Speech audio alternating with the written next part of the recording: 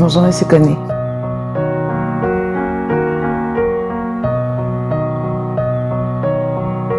Alors, déjà, le prénom originel n'est pas Yamoussow, mais Yahanso. Yahanso qui pourrait être traduit par la 7e vieille, la 7e reine. C'est un prénom qui existe dans ma famille depuis des décennies, depuis des siècles on va dire même, puisque mon arrière-grand-mère s'appelait déjà Yahanso. Si vous entrez dans notre caveau familial à Yamoussoukro, vous verrez pas écrit Yamoussow, vous verrez écrit Yahanso. Elle s'appelle les grands-mères Kimou Yahanso, Kimou Ndri.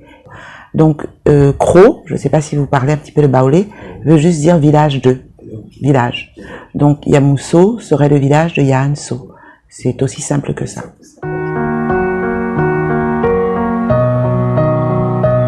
Alors j'ai quitté la Côte d'Ivoire, j'avais 6 ans. Mon père était en poste au Maroc. Donc toute la famille, toute la fratrie l'a suivi. On est tous partis, les frères et sœurs, on est partis 6, puisque mon grand frère, l'aîné, avait déjà son baccalauréat, il ne nous a pas suivis. Donc nous avons vécu tous les 6 au Maroc, certains plus longtemps que d'autres. Moi, j'y ai vécu 11 ans.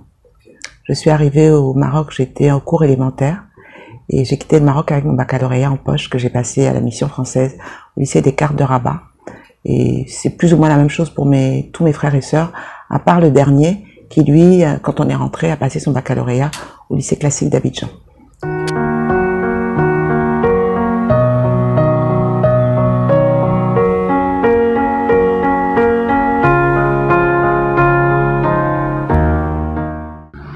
Alors je vais apporter un bémol à ce que j'ai dit, à savoir que le luxe est une culture. Ce n'est pas tout à fait juste. Je pense que vous voyez autour de nous toutes ces grandes maisons comme Kering, LVMH, tous ces groupes qui ont racheté à tour de bras des maisons de luxe justement. Aujourd'hui, je pense que la population qui fait tourner ces maisons, c'est la population asiatique. Ce sont les Asiatiques qui achètent le plus dans ces maisons-là.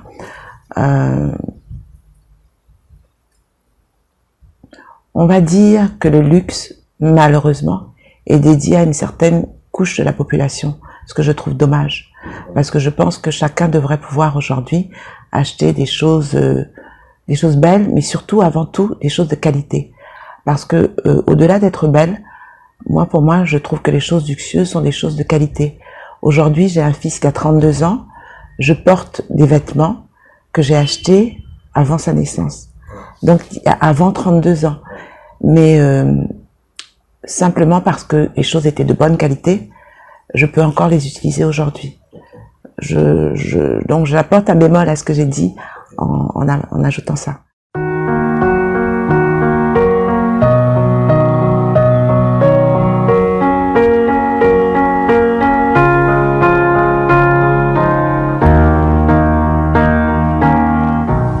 Plusieurs choses. Il faut pour ça que je parle de mon père. Mon père était un passionné d'horlogerie. Il avait une collection de montres fabuleuse, mais depuis toujours. Et on avait un rituel, c'était que le soir, il remontait ses montres, il les nettoyait. Puis vous savez, c'est important pour une petite fille d'être assise au pied de son père et puis de le voir faire ça. Donc, chaque fois qu'il offrait un cadeau à maman, que ce soit Noël, Nouvel An, anniversaire, fête des mères, c'était très souvent une pièce horlogère. Donc on voit ça et on se dit, quand je serai grande, peut-être que moi aussi. Bon, je suis partie dans une toute autre voie, j'ai enseigné un petit peu, j'ai travaillé en agence de voyage, j'ai dirigé une usine de torréfaction de café, et puis je me suis retrouvée par hasard à Paris, dans les années 2000, où je m'occupais de mon neveu qui avait eu un accident de moto aux États-Unis, qui s'est retrouvé tétraplégique. Et j'ai décidé à ce moment-là de m'occuper de lui. Donc je suis allée m'installer à Paris et j'ai commencé, puisque ça me prenait beaucoup de temps, dans les temps que j'avais de libre, j'ai commencé à aller dans les ventes aux enchères. C'est comme ça que j'ai découvert les ventes aux enchères. J'allais dans des maisons de vente aux enchères et plus précisément dans les ventes aux enchères de pièces horlogères et de maroquinerie. Donc dans ce milieu-là, je me suis fait beaucoup d'amis. À force de venir, on vous repère, on vous reconnaît, et je me suis fait des amis avec lesquels j'ai commencé à parler, et j'ai sympathisé avec un des grands vendeurs, directeur de haute joaillerie d'une de ces maisons, que j'ai commencé à fréquenter, un grand ami à ce jour encore, et l'idée a commencé à trotter tout doucement dans ma tête. Ensuite, je suis rentrée à Abidjan en 2008, et j'en ai parlé avec un ami qui m'a dit, mais pourquoi pas? Pourquoi pas? À ce moment-là, je suis retournée en Suisse. Les négociations ont duré pendant 1 an avec diverses maisons. Et voilà comment Yux est né.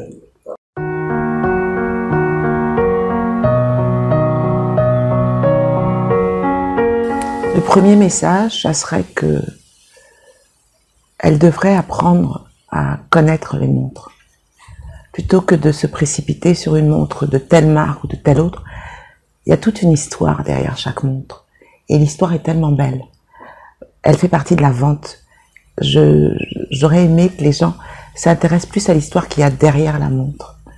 Elles essaient de savoir pourquoi sur telle montre, par exemple, le remontoir est en saphir. Pourquoi sur telle montre, les chiffres sont, quand vous regardez la montre, représentent des rails de chemin de fer. Elles portent la montre sans savoir tout ça. Mon ambition en ouvrant Yux, c'était d'apporter ça aussi à ma clientèle, et j'aurais aimé pouvoir faire des sessions où j'aurais expliqué tout ça.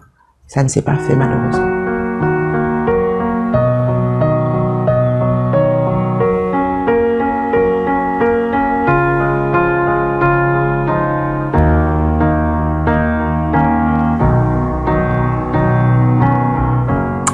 La chose que j'ai envie de vous dire, c'est que les maisons qui nous ont fait confiance nous ont permis de vendre nos articles exactement au même prix qu'elles à Paris, à Genève, à Londres, à New York. Elles nous ont permis de vendre exactement au même prix. La clientèle ne l'entend pas ou ne le comprend pas, je pense. Certains continuent d'aller acheter leurs bijoux en Europe. Je dis toujours une chose, c'est que la taxe sur la valeur ajoutée, la TVA en France, est de 19,6%. Quand vous faites une détaxe, quand vous achetez votre marchandise, que vous arrivez à l'aéroport, que vous faites tamponner votre bordereau, in fine, vous touchez autour de 11%. C'est 11% moins cher. Il n'y a aucun avantage à acheter en France ou ailleurs, en Europe ou aux États-Unis, dans la mesure où je vous dis c'est 11% que vous allez avoir en moins. En plus, vous avez payé un billet d'avion, vous avez payé l'hôtel, vous avez payé certainement des frais de bouche, de nourriture. Voilà, nous sommes là, nous sommes en Côte d'Ivoire, nous vendons les articles au même prix, nous faisons des remises qui, je suis sûre, sont plus avantageuses que celles qu'ils peuvent avoir en Europe. Donc, mais je pense que tout ça, c'est le temps qui nous aidera à faire comprendre ça aux gens, tout doucement, tout doucement. Et puis, j'ai eu envie aussi d'avoir des marques différentes de celles qu'on trouve sur le marché ici, d'où par exemple Pomellato, qui est une marque du groupe Kering, qui est italienne, et qui vend surtout des bijoux très colorés, chose à laquelle les Ivoiriens ne sont pas encore habitués. Donc, c'est un challenge qui me fait pas peur, je pense qu'on va y arriver tout doucement.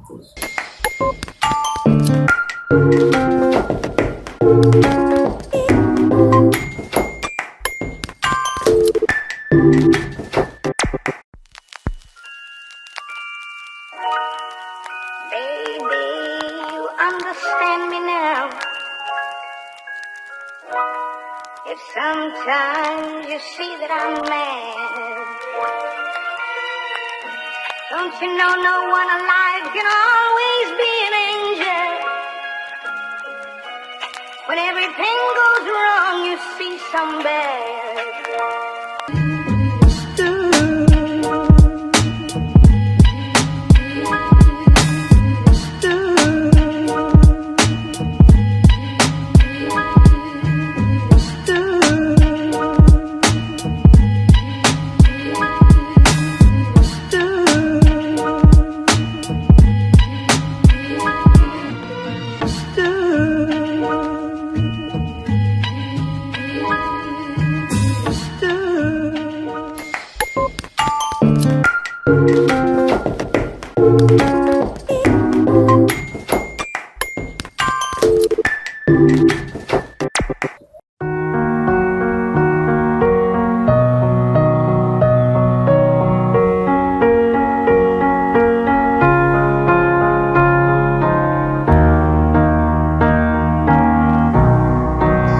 J'aurais pas utilisé l'adjectif gros.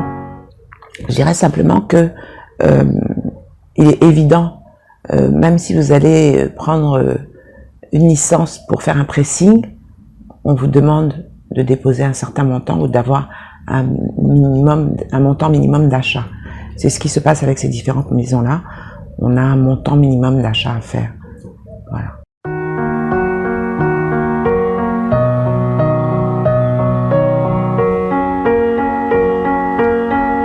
Le premier, c'est l'obstacle financier, je pense. Parce que pour avoir fait le tour des banques ici, les banques ne prêtent pas, on le sait tous. Les banques ne prêtent pas. Les banques, voilà, il faudrait déjà être accompagné par une banque qui vous fasse des prêts, des lignes de crédit pour que vous puissiez investir là-dedans. Ensuite, je dirais, je n'ai jamais, dans cette, aussi bien en amont quand je faisais mes différents stages en Suisse ou ailleurs, je n'ai jamais été confrontée à de la misogynie. J'ai été très bien accueillie partout en tant que femme. D'ailleurs, il y a pas mal de femmes dans le milieu. Je pense que si elles ont la volonté, je pense qu'elles y arriveront. C'est pas un milieu macho du tout.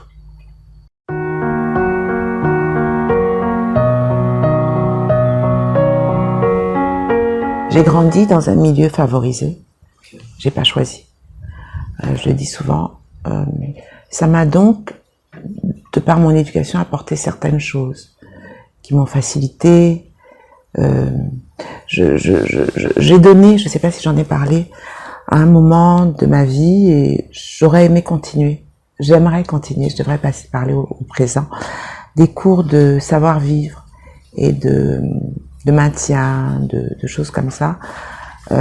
Il est évident que quand vous arrivez dans ce milieu, si vous savez que votre couteau se pose à gauche plutôt qu'à droite, parce que tout ça sont des tests aussi, hein, ils vous emmènent déjeuner. Je pense pas qu'ils vous emmènent déjeuner juste pour le plaisir de déjeuner. Ils vous emmènent déjeuner pour savoir comment vous allez vous comporter à table. Ils observent parce que c'est un tout. Ils vous donnent leur marque certainement, mais ils veulent aussi savoir comment vous allez la représenter. Et je pense que c'est un problème aujourd'hui en Côte d'Ivoire, l'éducation des jeunes. Il y a beaucoup à faire.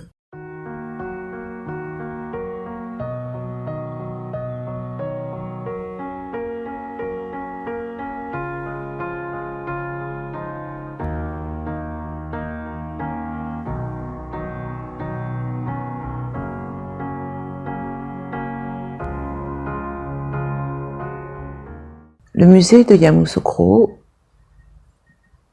il faut que je dise une chose déjà. C'est une idée qui a commencé à germer en moi, je pense, entre 2006 et 2007, pendant que je vivais en France. Je pense que, je vais parler pour moi personnellement, je pense ne lui avoir pas rendu tout ce qu'il m'a donné. Et c'est vraiment dans cet esprit-là que je me suis engagée dans ce projet. Lui rendre un peu de ce qu'il m'a donné. Ensuite, sa maison est déjà organisée en musée. Est-ce qu'il avait déjà cette vision qu'un jour les Ivoiriens en feraient un musée? Je ne sais pas. Mais elle est déjà organisée en musée. Nous avons beaucoup travaillé dessus avec l'équipe à laquelle je rends hommage. Et il n'y aura pas grand-chose à faire. Le parcours est déjà tracé. Il n'y a vraiment pas grand-chose à faire. Nous avons la chance que l'État de Côte d'Ivoire s'intéresse au projet, qu'il ait envie de mettre cette chose en place. Et à propos de la date, je vous répondrai que ça ne dépend plus que d'eux aujourd'hui.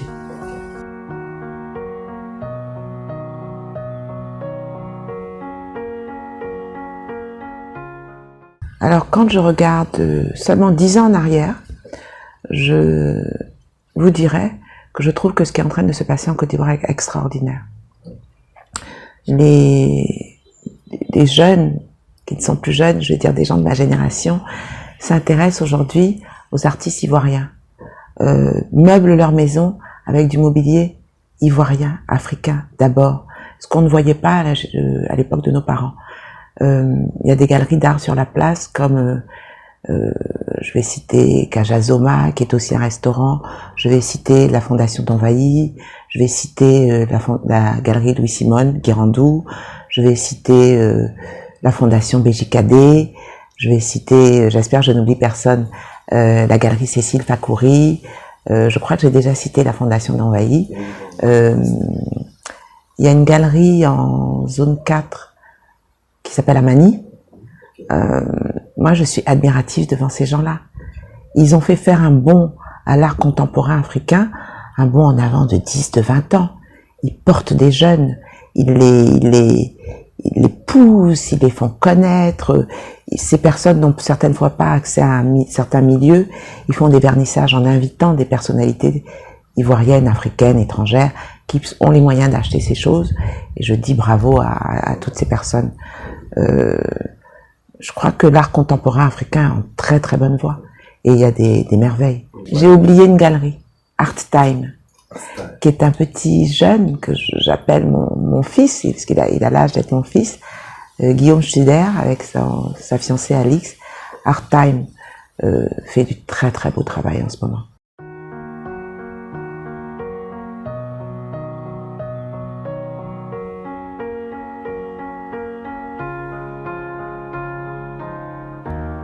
Alors, je suis ivoirienne. Je me sens ivoirienne. Je suis née à Abidjan. J'ai vécu 11 ans au Maroc, je vous l'ai dit tout à l'heure. Je suis arrivée au Maroc, j'avais 6 ans.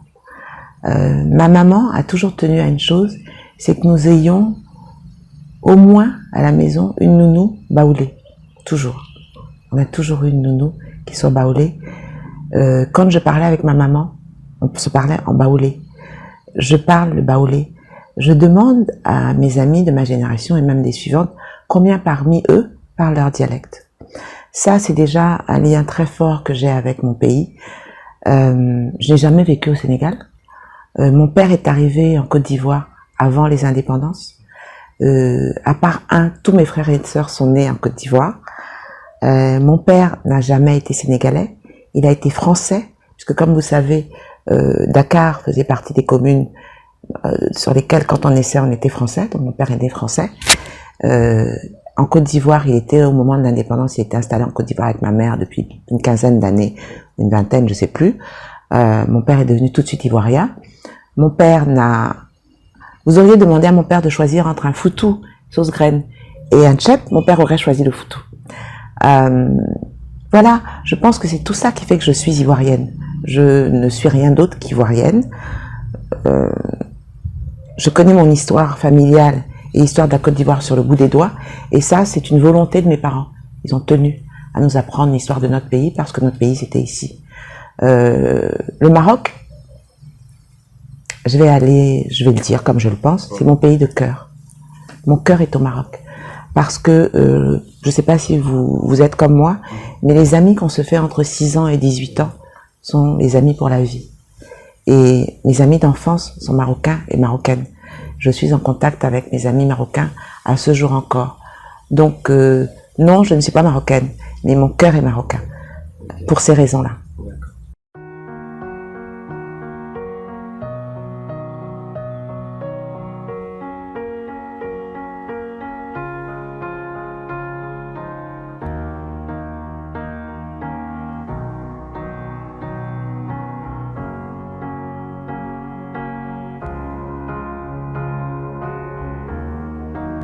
Il y a plusieurs volets, il y a plusieurs choses à faire. Moi, je suis proche d'un jeune qui aujourd'hui est en train de préparer un MBA en France. Ce jeune garçon est parti de Côte d'Ivoire en traversant le Sahara, en passant par tous les pays que vous connaissez. Il a traversé la Méditerranée dans les conditions que vous connaissez, est installé à Paris aujourd'hui, enfin en France. Je suis très très fière de lui, parce qu'il en a voulu, parce qu'il s'est battu. Mais la question que je pose, c'est pourquoi est-ce que tous ces jeunes s'en vont? Qu'est-ce que nous faisons pour que ces jeunes ne s'en aillent pas? C'est plus cette question que j'ai envie de poser. Qu'est-ce qui est mis en place pour que ces jeunes n'aient pas envie d'aller voir ailleurs? Est-ce que ces jeunes, c'est parce qu'ils ne trouvent pas de travail ici? Parce qu'ils ne trouvent pas d'école? C'est parce qu'ils ne se retrouvent peut-être pas dans ce qui se passe, qui fait qu'ils s'en vont comme ils s'en vont? L'autre chose que j'ai envie de vous dire, c'est que oui, le racisme existe entre nous-mêmes. Racisme, xénophobie. Vous en êtes arrivé tout à l'heure à me poser une question sur ma nationalité. Je pense que 70 ans après que mon père se soit installé ici, c'est une question qu'on ne devrait même plus poser. Mais on la pose encore aujourd'hui, c'est donc le problème demeure. Parce que mon nom, Thiam, a une consonance sénégalaise. Je m'appelle Thiam, mon fils s'appelle Ekra. Bon, est-ce que ça a de l'importance? La France a eu un président qui s'appelait Nicolas Sarkozy de Nagui Posca. Tout le monde connaît ses origines. Il a été président de la République française. Ça n'a pas été un débat. Obama a été président des États-Unis. Nous savons tous nous connaissons tous les origines de son père. Ça n'a quasiment pas été un débat. Et je pense qu'en perdant notre temps, parce que pour moi c'est une perte de temps, dans ce type de débat stérile, nous n'avançons pas. Nous occultons les vrais problèmes, les choses importantes. Et je crois que je vous ai raconté cette histoire la première fois que je vous ai rencontré. Je vais la raconter à l'antenne. L'histoire des 3 marmites et de cette personne qui meurt et qui arrive en enfer, qui trouve 3 marmites qui sont sur les braises. Et il demande à la personne qui est là en charge de tout ça, qu'est-ce que c'est ces 3 marmites? Et la personne lui répond, parce que la première marmite a un couvercle, la seconde a un couvercle avec en plus des pierres posées dessus, la troisième n'a pas de couvercle. Et la personne lui explique que la marmite où il y a un couvercle plus des pierres, ce sont les juifs qui sont dedans. Et il dit, mais pourquoi? Et la personne lui répond, parce que les juifs, vous savez, s'il y en a un qui sort de la marmite, il tend la main aux autres et il aide les autres à sortir de la marmite. Il lui demande la deuxième marmite où il y a juste le couvercle. Et il lui répond, il y a juste un couvercle parce que ce sont les Européens, ils sont très disciplinés. On leur dit qu'ils ont une peine à tirer, ils sont dans la marmite bout, ils ne bougeront pas, ils vont faire leur temps et ensuite sortir de la marmite. Et la troisième où il n'y a pas de couvercle, il dit ça, ce sont les Noirs. Ah bon, les Noirs, pourquoi? Parce que les Noirs, vous savez, quand il y en a un qui essaie de s'échapper de la marmite, il y en a un qui le tire par le pied pour le redescendre dans l'eau bouillante. Et ça reflète notre société aujourd'hui. Voilà. J'ai rien de plus imagé à vous raconter pour vous expliquer, je crois que vous voyez.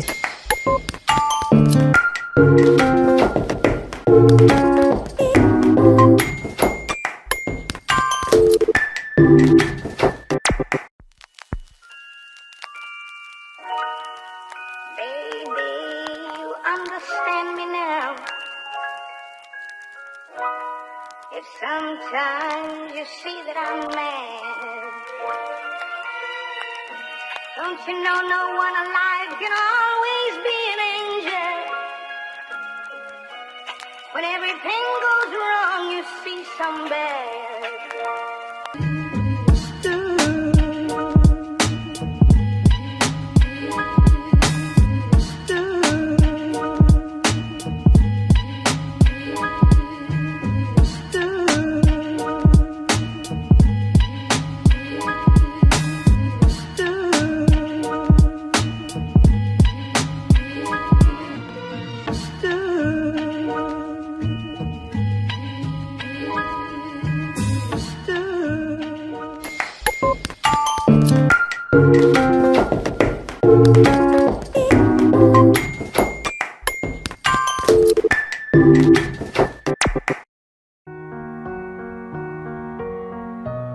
Trois mots, venez me voir. Je suis quelqu'un d'abord facile. Ce que les gens prennent chez moi pour, comment dire, de grands airs, c'est très souvent seulement de la timidité. En général, une fois qu'on m'a parlé, le mur de glace se brise. Et oui, je suis prête à recevoir tous les gens qui ont envie de venir me voir, à leur prodiguer des conseils, comme on m'en a prodigué à moi aussi.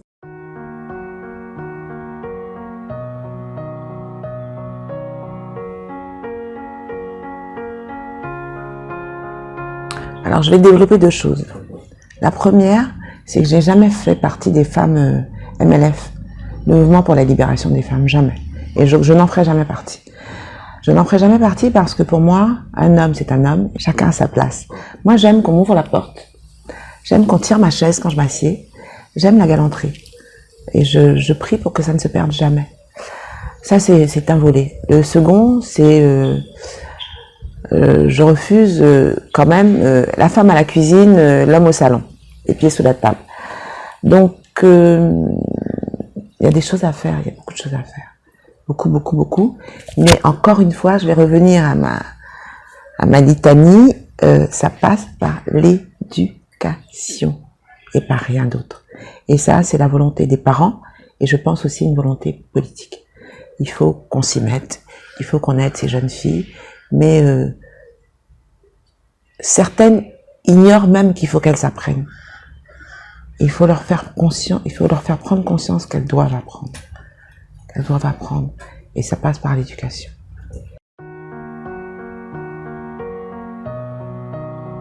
Aucune, Dieu m'en garde. Non, mais je pense que les politiques ont beaucoup à faire pour nous. C'est passionnant, hein, je trouve ça passionnant, je trouve que c'est une très belle chose. J'admire les gens qui se dédient à la politique, parce que contrairement à ce qu'on pense, c'est pas une chose facile. Je suis admirative devant eux plutôt. Mais c'est pas fait pour moi, ça c'est clair et net, mais je leur tire mon chapeau. Ivoiriens et Ivoiriennes, ce que je leur donne comme conseil, c'est de ne jamais cesser d'apprendre, d'être curieux de tout. C'est pas parce qu'on fait de l'électronique qu'on ne doit pas s'intéresser à l'art contemporain, par exemple. Il faut lever toutes les barrières, il faut faire sauter tous les verrous, il faut s'intéresser à tout, à la politique, suivre les informations, savoir ce qui se passe dans le monde, ne pas se replier sur soi, son quartier, ses amis, sa ville, son pays. Il faut essayer de savoir tout ce qui se passe dehors. Merci beaucoup pour ce entretien exclusif que nous avons accordé. Merci de m'avoir sollicité. Mais c'était un réel plaisir de vous rencontrer, puis